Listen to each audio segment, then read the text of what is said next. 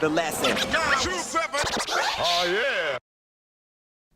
Now, off the back of that EP, then Ziggy, Kid Laroi's manager, like discovered you to some degree.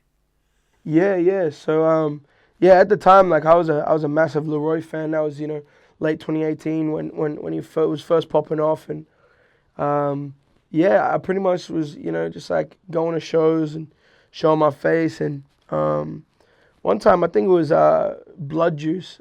He was like, "Yo, Laroi's manager follows you." I was like, "What the fuck?" I said it to my boys, "Oh my god, bro, Laroi's manager follows me. What the fuck? Like, imagine if he wants to manage me," type thing.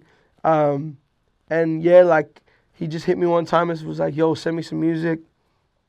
But first, what actually happened? Like I emailed to get it. I was trying to get a Laroi feature on Wake Up on the project, and obviously at that time, like he's bubbling crazy. And Zig hit me back. He's like, "Hey man, we're not doing features, but keep doing your thing. Find a way to make it you and rep where you're from and stuff like that." And then yeah, he hit me and was like, "Yo, send me some songs." Send him some songs, and then I went to see Denzel Curry in Sydney, Laroi open. I'm in the crowd. I'm singing all the words. I'm turning up, and they're backstage and they're like, "You see that kid it was like in the front, the big boy who was saying all the words." And then obviously Ziggy stepped in and be like, "Yo, he's an artist. Like, come meet him." So got to meet him and yeah, and just from there, bro, like he was like, "Yo, you should come down to Sydney, go to the studio," because I'd never been in a studio. It was always just my caravan. And he's like, "Yo, come down to Sydney, put you in the studio." I'm like, fucking oath. So like I'm getting on this train, bro. Like the sessions would be like 9 a.m. to 5 p.m.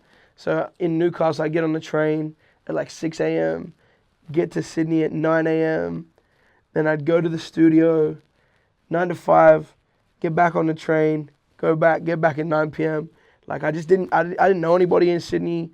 I didn't know the scene. And, I didn't have any money to go stay at B&Bs every time. So it was cool. I did that like 3 times a week for like 6 months. And then Ziggy's like, "Yo, move down," all that stuff. But yeah, meeting Ziggy's been crazy. And, he's such an accomplished, not only just like a manager, but like radio host. He's doing his thing on Cater right now. He's done, heaps of stuff. Label exec. He's got, DB Music. He's just like a legend, man. So I'm super grateful to, work with someone like that. And, especially someone where I went, "Oh, imagine if this guy would manage me." Like really manifested that thing. So it's dope. Yeah, that's crazy. And when you talk about being a fan of the Kid Laroi now, he is so big that I forget that he's an Australian artist half the time. He's really hit that international level. Now, for you personally, 2 questions. What makes you a fan of the Kid Laroi? And also, why do you think he's had the success levels that he's had to this point? Yeah, I think what initially just drew me to Laroi, his music, I don't know. I think it was just different, man. And not being from, if you were in Sydney, there's been a scene for a while, but from an outsider's perspective, I really didn't know. I really didn't know that it was a thing, but I stumbled across his music and was just like, what the fuck? Like, it just sounded so dope. And it was like, he's putting out a project called 14 Was a Dream. You're like, this kid's 14 making these songs. And he's from Sydney. I think that's what, drew me in.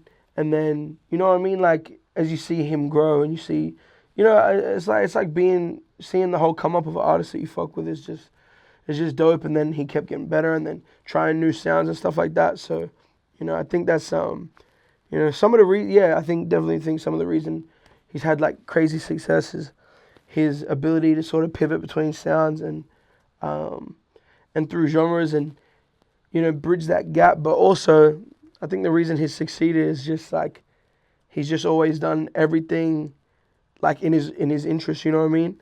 Like whether for good or bad, like he's been like, I'm gonna do this, I'm gonna take over the world, and he's he's gone and done it. He's one of the biggest artists in the world.